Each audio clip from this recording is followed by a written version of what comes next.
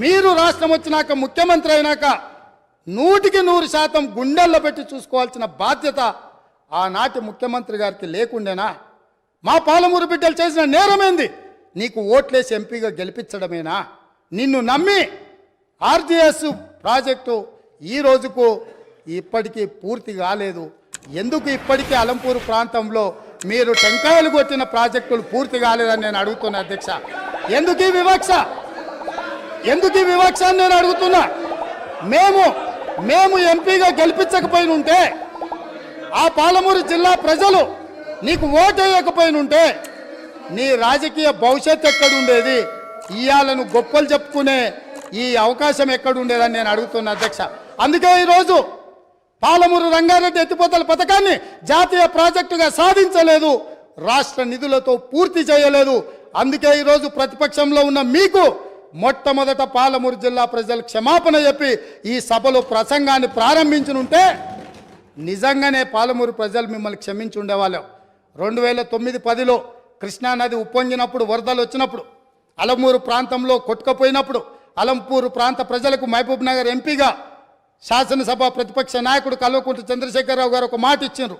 ఈ ప్రాంతం నిండా మునిగిపోయింది, మీ ఇండ్లన్నీ కొట్టుకుపోయినాయి, మీకు ప్రభుత్వం ఇండ్లు ఇప్పించకపోతే బంజారాహిల్స్ నందినగర్లో ఉన్న నా ఇల్లు అమ్మి మీకు ఇల్లు కట్టిస్తా అన్నాడు.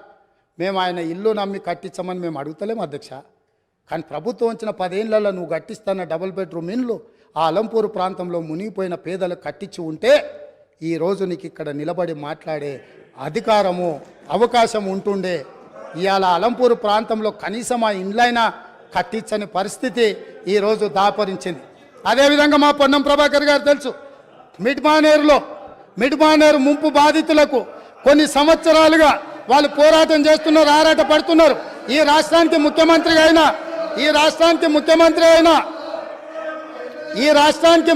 అయిన చంద్రశేఖరరావు గారు మిడ్మానేరు ప్రాంత పర్యటనకు పోయిండు. ఏం మాట్లాడిండు? రాజన్న ఆ ప్రాజెక్టులకు అక్కడికి వెళ్ళి, నేను మీ ఊరు అల్లుడిని, మీరు మిడ్మానేరులో ముంపు బాధితులు, మీ అల్లుడు ఈరోజు తెలంగాణ రాష్ట్రానికి ముఖ్యమంత్రి అయిండు, మీకు అందరికీ న్యాయం చేస్తా, మీకు R&R ప్యాకేజ్ ఇస్తా, మీకు ఇండ్లు కట్టిస్తాని స్వయంగా తెలంగాణ రాష్ట్ర ముఖ్యమంత్రిగా నాడు చంద్రశేఖరరావు గారు అక్కడికి వెళ్ళి మాట ఇచ్చిండ్రు. నేను ఈరోజు మిమ్మల్ని అడుగుతున్నా అధ్యక్ష, ఈ రోజు వరకు వాళ్ళు మళ్ళీ అదే వంట వార్పు చేస్తున్నారు, అదే రాస్తారోకలు చేస్తున్నారు, అదే ధర్నాలు చేస్తున్నారు. ఇదే పోలీసులు ఉమ్మడి రాష్ట్రంలో లాఠీ చార్జ్ చేసిన పోలీసులు వాళ్ళ మీద లాఠీ చార్జ్ చేస్తున్నారు.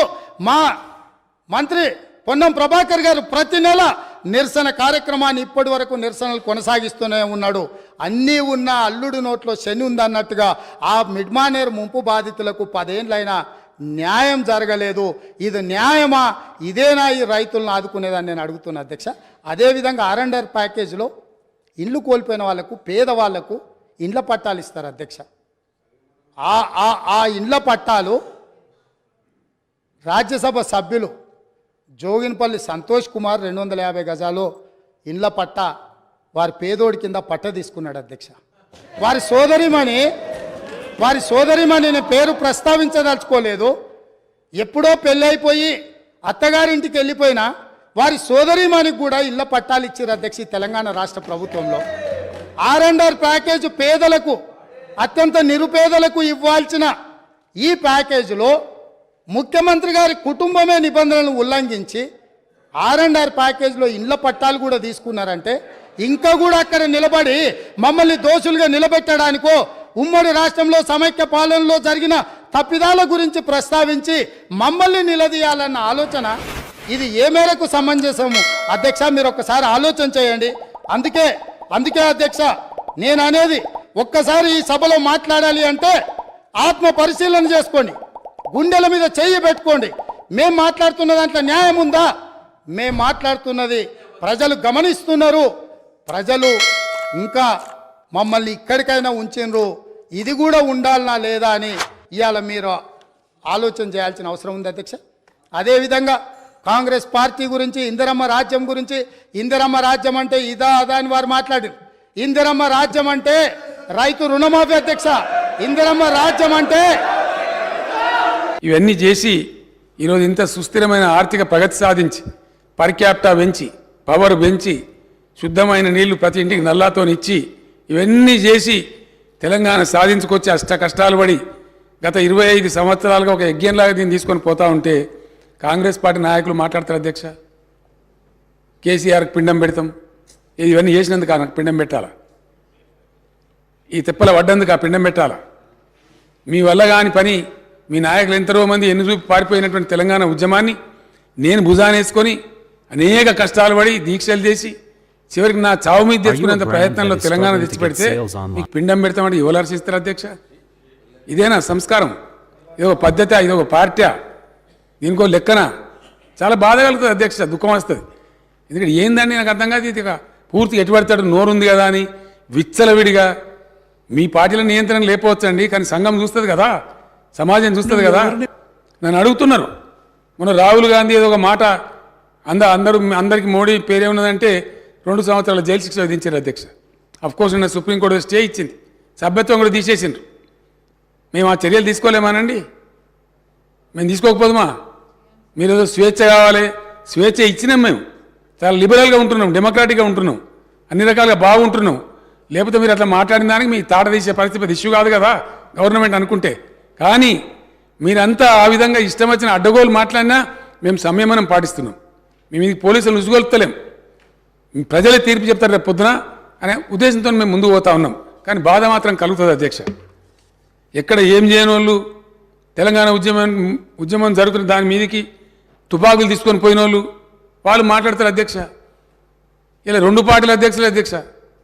కాంగ్రెస్ పార్టీ అధ్యక్షుడేమో రైఫిల్ తీసుకొని పోయిండు కరీంనగర్ జిల్లాకు, ఇంకో పార్టీ అధ్యక్షుడేమో అందరు రాజీనామా చేస్తుంటే ఆయన ఒక్కడు మాత్రం రాజీనామా చేయకుండా అమెరికాకు వారిపోయింది అధ్యక్ష, భారతీయ జనతా పార్టీ.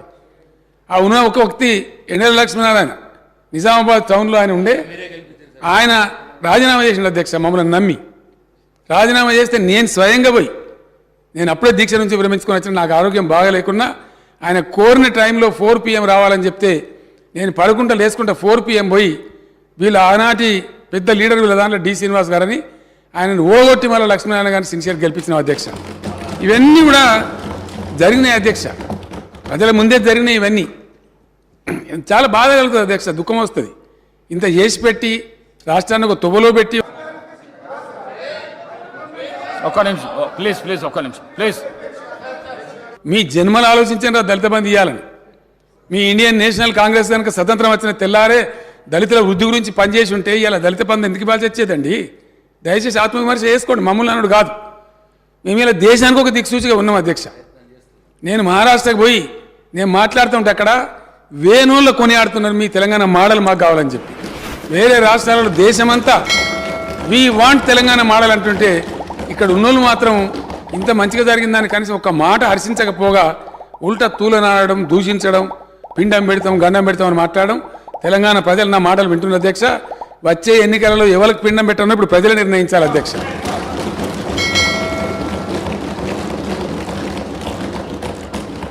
తలసరి విద్యుత్ వినియోగంలో దేశంలో నంబర్ 1 అధ్యక్ష తెలంగాణ.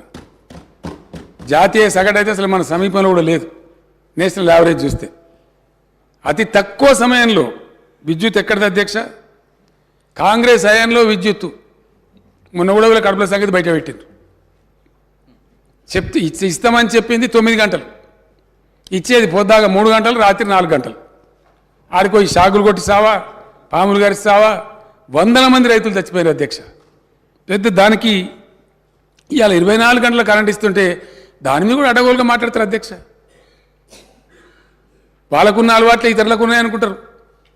ఎంత క్రమశిక్షణ పాటిస్తే, ఎంత పటుత్వంగా పనిచేస్తే ఇండియా మొత్తంలో అధ్యక్ష దయచేసి ఒక్క పాయింట్ చాలు, ఏదైనా చూడడానికి పరిశీలించడానికి కొన్ని సరిపోతాయి అధ్యక్ష. కొన్ని సూచికలు ఉంటాయి, ఇండికేటర్స్ ఉంటాయి. అన్నం ఉడికిందా లేదని మొత్తం కుండను విసుకము, ఒక గింజను విసిస్తే దాన్ని బట్టి అర్థమవుతుంది. కొన్ని ఇండికేటర్స్ చూస్తే అర్థమైపోతుంది ఏ రాష్ట్రం సంగతి, వాకిలు చూస్తే ఇల్లు సంగతి తెలుస్తుంది అన్నట్టుగా. ఎంత ఇండియా మొత్తంలో ఏ ఒక్క రాష్ట్రంలో కూడా 24 అవర్స్ పవర్ సప్లై లేదు. ఈరోజు నేను నిలబడి మాట్లాడే టైంలో no single state in India gives 24 power supply to all the sectors. అప్పుడు ఎట్లా అధ్యక్ష? కాంగ్రెస్ రాజ్యంలో పేలిపోయే ట్రాన్స్ఫార్మర్లు, వందల కొద్ది కాలిపోయే మోటార్లు ప్రతిరోజు అధ్యక్ష, ఒక రోజు కాదు, ట్రాక్టర్ కాలిపోతే పడ్డ బాధలన్నీ ఊరోళ్ళందరూ తలా 2,000 తలా 3,000 జమ చేసి ట్రాక్టర్ మీద పెట్టి ఎలక్ట్రిసిటీ ఆఫీసుల కాడ పోయి ఎలక్ట్రిసిటీ ఆఫీసుల కాడ ధర్నాలు భయంకరమైనటువంటి పరిస్థితులు అధ్యక్ష. వీళ్ళు మాకు ఇలా పాఠాలు చెప్తామంటారు, వీళ్ళు మాకు నీతులు చెప్తామంటారు. ఇలా చాలా కష్టపడి ఈ స్థితికి తీసుకొచ్చినాం అధ్యక్ష. దీన్ని కాపాడుతున్నాం మేము. దీని మీద అపోహలు కలిగే విధంగా ఇష్టం వచ్చినట్టు మారుతారు అధ్యక్ష.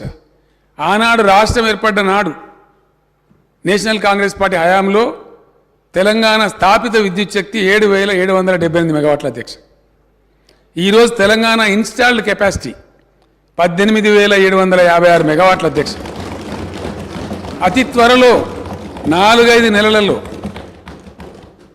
దేశంలోనే నంబర్ 1గా పబ్లిక్ సెక్టర్లో స్థాపించిన number 1 ultra mega power plant ఇండియాలో నంబర్ 1 అధ్యక్ష. ఏ రాష్ట్రం సాహసం చేయలే. ఈవెన్ ఎన్టీపీసీ కూడా తర్వాత వచ్చింది.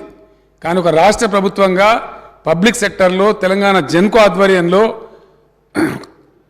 4,000 మెగావాట్స్ పవర్ స్టేషన్ 30,000 కోట్లతోని మేము నల్లగొండలో దామర్చల్లో పెట్టినాం అధ్యక్ష. అక్కడ మా ఎమ్మెల్యే భాస్కరరావు గారు, ఆ జిల్లా మంత్రి విద్యుత్ శాఖ మంత్రిగా ఉండి మా జగదీష్ రెడ్డి గారు, సౌత్ తెలంగాణలో మేము ఎంత న్యాయబద్ధంగా పోతామంటే అధ్యక్ష, కాకతాళీయంగా తెలంగాణలో ఉండే పవర్ స్టేషన్స్ అన్నీ కూడా ఉత్తర భాగంలో ఉన్నాయి అధ్యక్ష. అది కొత్తగూడెం కావచ్చు, పర్కాలలో కాకతీయ కావచ్చు, మేము పెట్టిన భద్రాద్రి కావచ్చు, అంతకుముందున్న ఎన్టీపీసీ రామగుండం కావచ్చు, నిజాం స్థాపించిన పవర్ స్టేషన్ కావచ్చు, అన్నీ కూడా గోదావరి ఒడ్డున అన్నీ కూడా ఇటు ఉత్తరం వైపే ఉన్నాయి అధ్యక్ష. ఒక పవర్ లోడ్ సెంటర్ రావాలంటే దక్షిణ తెలంగాణలో కూడా ఒక పెద్ద విద్యుత్ సంస్థ ఉండాలి. దక్షిణ తెలంగాణలో విద్యుత్ ఉందా అధ్యక్ష? లేదని కాదు. 2,444 మెగావాట్ల జల విద్యుత్ ఉంది శ్రీశైలం మీద, నాగార్జున సార్ మీద. కానీ అది హైడ్రో ఎలక్ట్రికల్ పవర్ అధ్యక్ష. అది 24 గంటలు రాదు, సంవత్సరం పొడుగుతా రాదు, నీళ్ళు అయిపోతే అయిపోతుంది. కాబట్టి పవర్ సెంటర్ కూడా దక్షిణ తెలంగాణ కూడా భవిష్యత్తులో బ్రహ్మాండంగా ఉండాలి. అక్కడ పరిశ్రమలు వచ్చినా మరొకటి వచ్చినా ఉండాలని చెప్పి అక్కడ పెట్టాలనుకున్నప్పుడు జగదీష్ రెడ్డి గారిని అతను ఫైట్ చేసి, అన్నా నల్లగొండ జిల్లాలో పెట్టండి, కృష్ణలో అక్కడ దాని పేరేందా రిజర్వాయర్ పేరు టేల్పాండ్లో నీళ్ళు సమృద్ధిగా ఉంటాయి. 10-11 టీఎంసీలు ఎప్పటికీ ఉంటాయి. అక్కడ జీవనదిలాగా ఉంటుంది. మీరు నీళ్ళ గురించి ఫికర్ చేయకండి, మీద నెత్తి మీదనే నాగార్జున సార్ కూడా ఉంది, నల్లగొండలో పెట్టమని చెప్పి అదే పరిస్థితి మహబూబ్నగర్లో లేదు అధ్యక్ష.